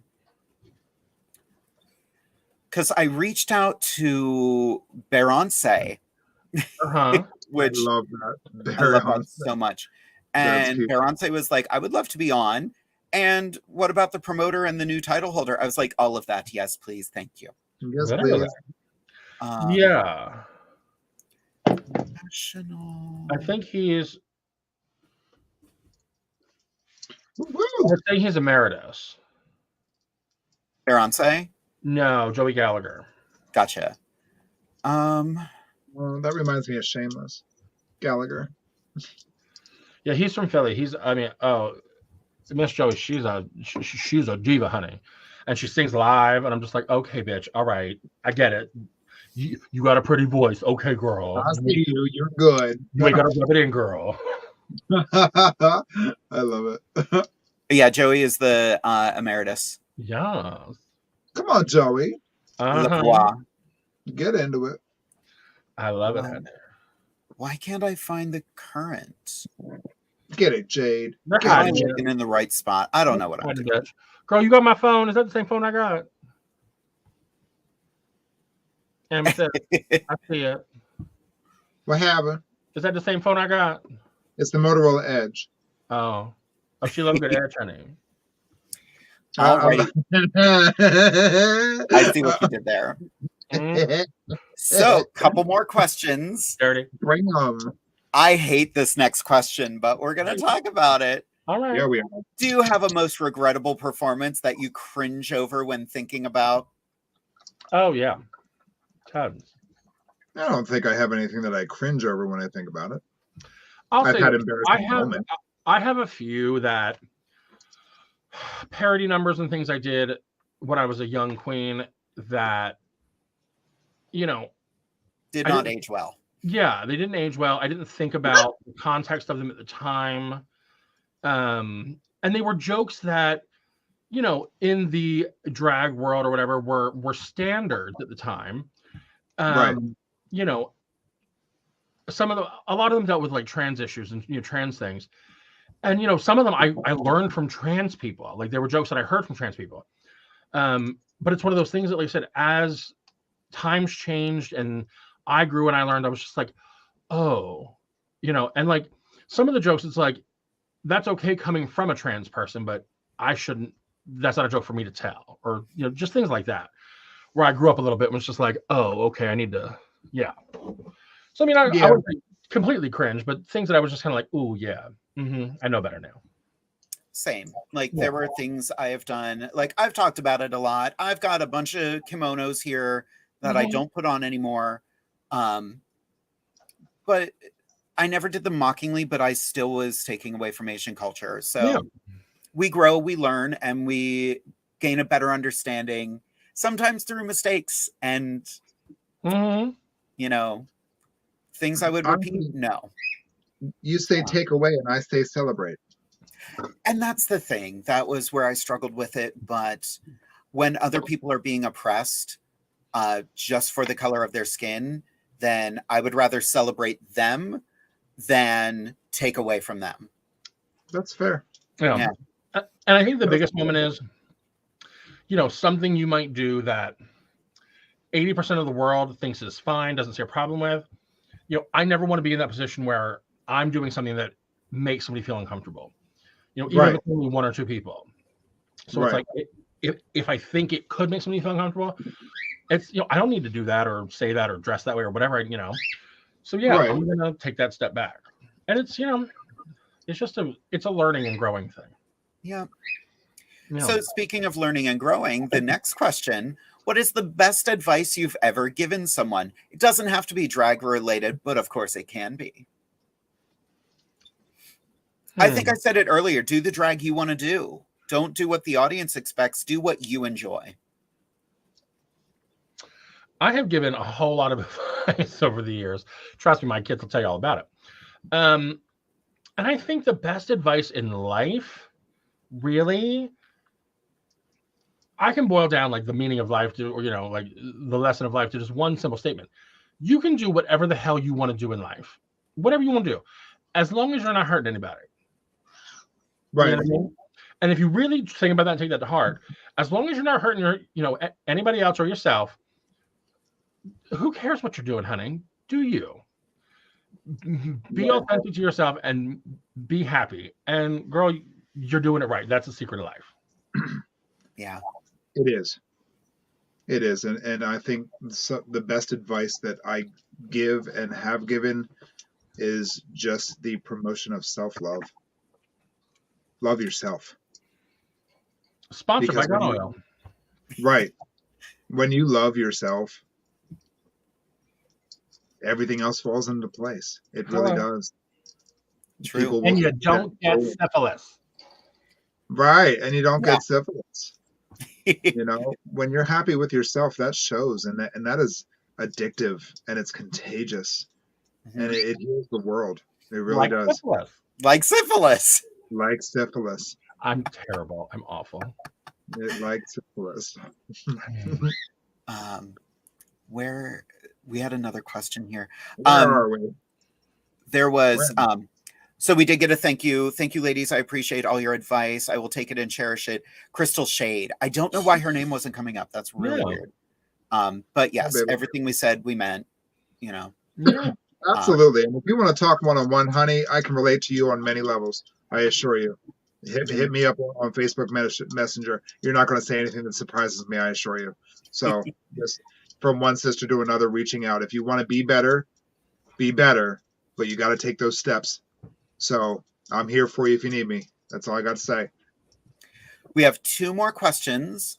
Then we're going to get to Derek's helpful drag tip, which is a very good one tonight. Jamie Angel, one more time. What would your top 3 suggestions be for an older 50-year-old person who is still relatively new in drag, particularly new to live drag? Top 3 suggestions for those top 3 suggestions for an older queen. My daughter Mona started drag in her 50s, you know, and Mona does the drag she wants to do. She goes out, she has fun, she does her classic numbers, she does Norma Desmond justice, but she will also come out and do Nicki Minaj, Cardi B, because she's having fun with it. Right, and that's definitely a good point. Do what you know. Take your age and your education and your story of life and utilize that in your drag. But then don't be afraid to do current music, because that's a whole new genre and idea for you to do comedic things. That opens you up to a whole new window of experience. When Liza Minnelli did Single Ladies, girl, it was a thing. You know? Hello. My biggest thing is, you know, for older entertainers that are just getting into entertainment, you know, at older ages, absolutely stay true to what you want to do, but also look for venues and shows that have a demographic or already have that atmosphere of what you're trying to do. Because even, you know, at my age, like I'm at that wonky age right now where like I'm old enough that I relate to the old queens, but I'm still young enough that I kind of sort of, you know, have a little bit of connection to the younger queens. But I'm passing that point, girl. Like I look at my daughters and the shows that they're involved in, like down in Philly, girl, I could never. If I went and performed there, those kids would look at me like, huh? What's she finna do? Right? Like, what? They would enjoy me, you know, for certain things, but like, it's just, where I'm most well received by suburban gigs, my crowds tend to be a little older. You know, I get the 30 and up crowd. I'll get some youngins, but like it's rare that I get the young 20-somethings at my show. I tend to get, you know, the middle-aged housewives, which they're right up my alley. I come out to a good 80s number and they gag for it and go crazy, girl. Thank you. Come on, Taylor Dane. Yeah, well, girl, I do the female cover of Don't Stop Believing. Shuts the house down every time. Oh my God, yes. Oh, I love it. So one more question here. And what was that one moment in drag that you cherish most when you are struggling? Okay, here we go. Drag, any kind of art really, but drag especially, you can truly have an amazing cathartic moment when you need it. Queens as a species, especially me, definitely. You can tell what I'm going through in life by what I'm performing. I will always do my comedy because that's what I'm booked for. That's what people know me for. But if I'm pulling out emotional numbers, you can tell, like, it'll tell you right what I'm going through. You know, like when I lost my mother, I literally, she passed on a Thursday evening into Friday morning. I had a show Saturday night and I did that show. People thought I was nuts. They're like, oh my God. But you know what? That night I got to go and be somebody else for the night, forget about it, be silly, laugh. And it's just what I needed. Then a few weeks later, after it was all said and done, I had another show where I went in, did a tribute number for my mother and got to have that emotional moment. So drag lets you be whatever it needs for you in the moment, whether you need to lighten up and forget and be silly with your sisters, or you need to have that emotional moment and cry it out on stage. Right. Yeah. One of my favorite songs to perform, and it's never a huge crowd pleaser, but I love it so much. It's The Story by Brandi Carlile. Although I do a cover of it by Sarah Ramirez when they were on Grey's Anatomy, because it just moves me so much. Every time I perform it, my husband's filming it, and you can tell because I point right at the camera, because I'm not pointing at the camera. I'm pointing at my husband because he brings me joy. I talked about you on the show. There, you're welcome. I love that. Special moments. He'll see this in 2 minutes, so it's fine. That's right. For me, I don't have one specific moment because they're reoccurring. Anytime that, after doing a show, I receive a message. Like recently, I performed at the Cantina for brunch this Sunday. There was a group of people there. A friend of mine was there with his family and some other siblings. And it was a split second of a moment to where there was a younger lady there, and she looked at me and she said, "You're beautiful." I said, "No, baby, you're beautiful." Little did I know she was a special needs individual. And she's been talking about that moment ever since. And they sent me a message, and it was so sweet that millisecond of time where I complimented her elevated her and made her smile. Those moments, I will do this until I cannot walk. As long as those moments are the ones that pay my bills up here. that mean the most to me when kids or younger influenced teenagers are like, you changed everything for me in that millisecond of time. Just by being kind. It's free. It doesn't cost you anything, people. And when we need to utilize that more often. Literally, I've had so many moments like that over the years, where whether it's somebody just saying like, "Thank you so much for making me smile today. I had such a rough day." Or whether it's like a truly, like, I had a guy that he was a regular at the bar, this and that. And I didn't know his personal story, his life story. He was a guy at the bar, and, we were friendly, we were whatever. Well, there was one point, I remember something happened. I was trying to learn how to sew, and I was like, but I was broke and whatever. I was like, I wish I had a sewing machine. Didn't he show up a week later with a sewing machine? Gave it to me. And I was like, oh my God, like, blah. I was like, you have to do that. He's like, I had it. It was, I forget who belonged to it. He had it sitting around, in a closet. And he said, he's like, you gave me the confidence to finally come out. He was older, late in life guy. But he's like, you gave me the confidence to finally like come out to my wife. He's like, now I'm divorced and I'm, he's like, my wife and I get along great. He's like, but I finally was true to myself, and now I'm, living my life. And I was like, oh my God, like, we think we're just some pig in a wig twirling around, at a nightclub, and you don't realize like you're really having this effect on people, and that's so cool. It's so cool. Yeah, we're not major celebrities, but we're still celebrities, and we have to act appropriately with the power that we have been given through that. Yeah, yeah, because you never know who's looking, and I mean, whether it's a friend, a stranger, some little kid looking up to you, it's like, you don't know the tone you're setting for somebody. Right. Yeah. Exactly. Well, kids, are we ready for Derek's helpful drag tip of the week? Yay. Yes, honey. Give me all the tips. This week, the tip is for fellow drag performers, and it's a very important one because it's something that happens in our community way too often. An invitation to perform at a show is not an invitation to schmooze the venue owner and try to steal the gig. The drag community is too small for your actions to go unnoticed. Oof. Oh, woof. Woof. Oh, girl. And we see you. Girl, she said that. We see you. Where's the lie? There ain't no the baby. If there was a T to be T'd, that's the T. That was a capital T. That's the T. Don't think you swooping in taking a gig from me, mama. Nay. Here's my thing. It's happened to me many times over the years. And the thing is, I'm the kind of entertainer, like, don't get me wrong. If it's a bigger club where, like, especially a gay bar where, like, they're doing a million drag events, you know, every night, sure. When you're one of many acts they have, whatever. But especially nowadays when, like, you're the LGBT act at a straight venue or a venue that doesn't normally do drag, trust and believe, if I'm that show host and I've been there for a minute, I have a good relationship with that owner. They know who I am. We speak on the regular. I've built a relationship with them. And if you think for 2 seconds, they're not going to run and tell me exactly what you said to them. Right. Baby. My God, why does one name come to mind? I ain't going to go there, but Lord, you all know who I'm talking about. Don't do that. And, you know, that's happened to us with Comedy Zone. And we know who it was. And you ain't coming for this. No. Girl. Now, here's my thing. And I've had people that will, you know, they'll show up at a venue like 5 minutes down the road from me, want to book it on the same night as my show, this and that.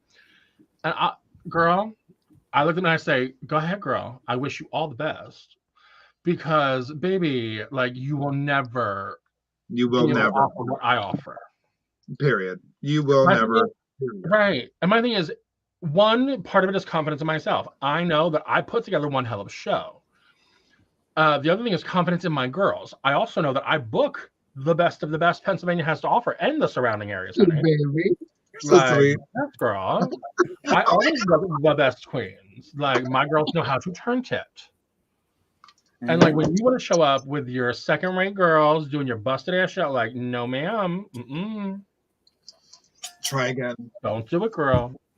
There is always a place for newer performers, and that is wonderful. But yes. The thing is, nowadays, drag is such a mainstream thing.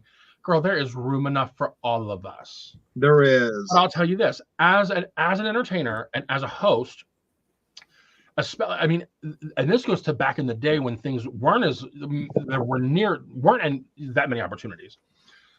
When I worked in the Philly neighborhood, you know, and I was coming up with a new event for one of my bars, you know, I would be very specific to think, okay, what like karaoke? I used to host karaoke all the time. Well, all the bars had karaoke. So it was like, all right, well, I'm going to do mine on a night where nobody else has karaoke. I'm not going to try and compete against this other queen that's hosting or this other bar that's hosting it. No, yes. I let them have their night. Oh, they got the prime night? Well, they've had it longer than me. So I guess I'll take the shitty night, you know? And make it yours. Exactly. And that's my thing is I would tell bars, give me your worst night because I'm going to make that your best night, you know? If you have to try to steal something, work off the backs of others, no, girl. Do the work yourself. There's room enough for everybody. Go make your own name. Don't try to steal mine. Don't do it. All of that. Well, kids, we are officially 20 minutes past our time. Oh my goodness. No regrets whatsoever. That's what we do. This was a fun friggin' evening. Now, there were also a couple questions about things that you kids would like to see us do. If you are not subscribed to our Patreon yet, you can head right over to Patreon. There is exclusive content on there. We have been hearing your suggestions, and we are doing our best to film everything for you. Amethyst is actually doing a lip tutorial for you, so that will be posted on Patreon soon. And she'll also be doing a titty tutorial. A titty tutorial, fantastic. I actually, when I got into my hotel this week, I just decided I'm going to film what it's like on the road. And that was a fun evening. We have an incredible group of Patreons already, so huge shout out to all of them. Vicky, Robin, Daniel, Chanel, Estee, Jeremy, Corey, and Josh. We absolutely love and adore each and every one of you. You can always check out our merch at jadedevere.com/merch. So and all of our old merch is still up as well. So you want the beach towel, you can get the beach towel. We're not taking any of it down. And we will be rolling out some new merch very soon. So keep your eyes open for that. But we are, my husband was nice enough to just remind me, we haven't talked about Divas Down Under this evening. Never heard of it. I know, it's crazy. April Fool's, kids. I haven't heard of it either because Lord knows I haven't booked in it in 20 years. Yell at my husband about it. Literally. But we are doing an April Fool's comedy show. So we are going to have the return of Pola Frost. We've got Poison, Elizabeth Hardon, Shauna Alexander, Amethyst Diamond, Jade DeVere, and Anastasia Diamond. Awesome. It is going to be April Fool's Day, so expect the unexpected. And we only have 60 tickets left. That might sound like a lot, but that's going to go this week. So get your tickets. You did you told a husband of yours an April Fool's comedy show, and he didn't call me. I'm gonna kick his ass. Kick his ass. Yell at him. Very rude. How very dare he. Although we got to introduce you to Elizabeth Hardon. She is a little bit of everything. I love the name. But we are reaching the end of our evening. So, Amethyst, do you have any last words of advice for the kids at home? Absolutely. I know we went over on our time tonight, but it's been a joy. Fancy, your presence is always welcomed and appreciated. And your knowledge and your education of the old school is always one that warms my heart. So thank you for joining us tonight. Absolutely. Jaden's here too. That's cool. Yeah. I love you. You know I love you. I'm not going to sit here and with you all night. I love you. And to the viewers and everybody watching, thank you for making us what we are. We love you, and we'll see you on the road real soon. Take care, everybody. Fantastic. Fancy, any words for the kids? Yes, darling. Just, remember, live your life, be authentically you, unapologetically you, honey, and just do right by people. It costs nothing to be nice, honey. So give it away for free. Also, fun fact, you're gonna die. Plan for that shit. Call me, girl. It happens. I can hook you up. Trust me. I'm like the real estate, your death real estate broker to the stars, honey. We'll get you the only fucking, lasting memorial here on earth. But girl, I can help you with all your needs. Girl, I can do your wedding, your bar mitzvah, and even your funeral. Who the hell knew? But yeah, so come see me, come visit www.FANCIDismount.com. All my shows, get tickets, come see me, come visit. I'm out in Mechanicsburg once a month, all over the Philly burbs. You can't miss me, girl. I'll see you soon. Lovely. It has been such a joy having both of you here together. I have had the best time. You're sexy. I feel sexy. There it is. There it is. Fancy, I wanted to do one more shout out to you because what we didn't talk about on the show tonight, I didn't post it on my social media, but Saturday night after the show, the weather was bad, and this one ended up careening off the road into a ditch, and my car was stuck, and Fancy without hesitation came and kept me company and kept my car from being hit. We sat there for an hour, taking our makeup off because we're like, this poor truck driver or tow truck driver is going to deal with these clowns. But I owe her so much for just coming and keeping me company and keeping me safe. There were so many other cars that almost hit my car, so I had to stand outside in, really freezing weather, and I owe her the entire world. And I'm very excited to work together again. I believe all three of us will be working together in April. We're going to work out details of that after the show, but that's going to be a fun event. Amethyst, I love you and adore you. I am so excited that April 14th, you will be able to see the two of us together at the Racehorse Tavern for Miss Green's All Drag Review. That's right. Broadway. Oh, I know. It's all the way out there, but hey, we've got the poster up. Doesn't that poster look amazing? With Miss Ruby Strippers, Jade DeVere, Amethyst Diamond, and Freya Rose. Some of you may recognize Freya. She did change her drag name because, like we said before, we grow and we learn. We grow. Much love to her. Good for you, bitch. Yeah. And good for you. But yeah, one last thing I wanted to say this evening, just because it's something I encountered right before the show. If you are someone who is a fan of drag, understand that we are people as well. And I'm going to put this meme up one more time. I have shared it before. Hi, I'm married. I'm pleased to have you as a social media friend. As you browse my pics and view my life from a distance, you will see that I love my spouse and family dearly. I am not seeking an extramarital relationship or a secret friend. My marriage means too much. Please, no flirting, inappropriate inboxes, DMs, or pokes, and we will remain social media friends. Simple as that. You know, got it. That. Now, I'm single, so if you're cute or you got money, however, yeah, find Fancy. She'll give you some single. Give them the large Marge realness, honey. Yeah. give that tow trucker a large Marge realness.